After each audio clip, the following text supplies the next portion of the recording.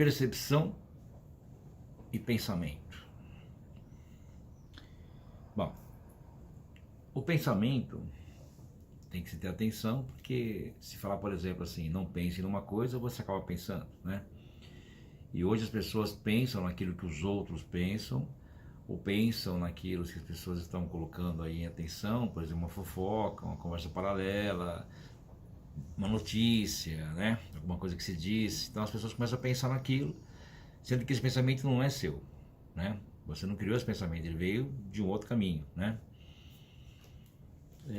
Então é necessário trabalhar isso para que os pensamentos sejam próprios, né? E pensar só naquilo que você deseja, que você busca, que você quer, coisas que pertencem a você, né? E aonde entra a percepção, porque a percepção é você ver o que deve ser visto, ouvir o que deve ser ouvido, né?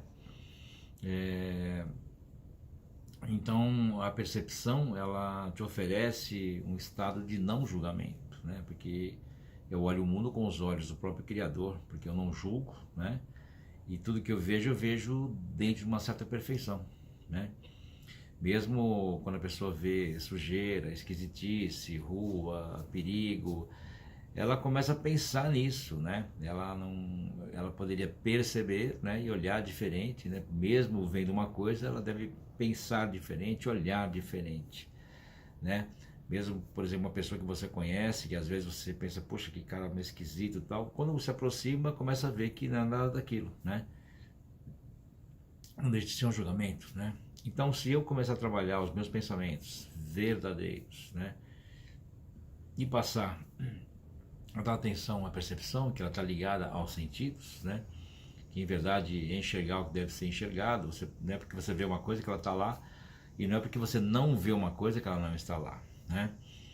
Então, você começa a ver tudo como deve ser visto, né, e não o que você enxerga, e você começa a ouvir tudo que deve ser ouvido e não o que você escuta, né?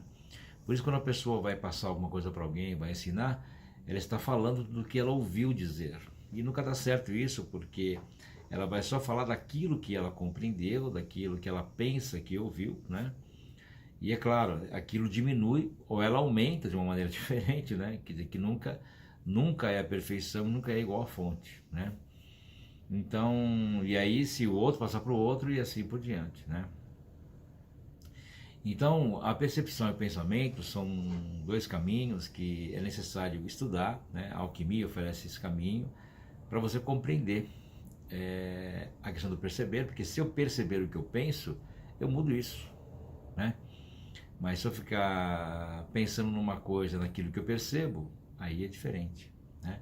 Então a pessoa ela chega, por exemplo, numa empresa segunda-feira de manhã e mandaram um monte de gente embora. E aí ela fala, puxa, olha a crise aí, ó.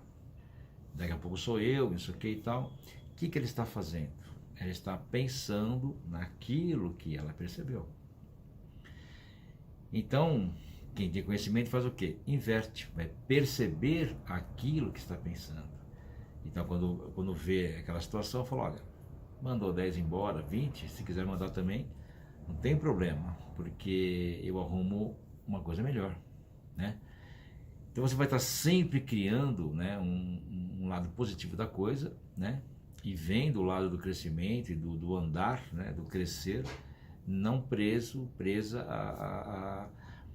a pensamentos coletivos, né, ou aquilo que dizem que está acontecendo, né? Então tudo é um julgamento, tem que ter cuidado com isso. O humano julga muito fácil, né? Às vezes inconsciente, às vezes até consciente, e aí sempre gera situações que não são interessantes, né? E trazem sempre caminhos que não são construtivos, que não levam ninguém a nada. Então por isso que é necessário estudar para compreender melhor a questão da percepção e do pensamento.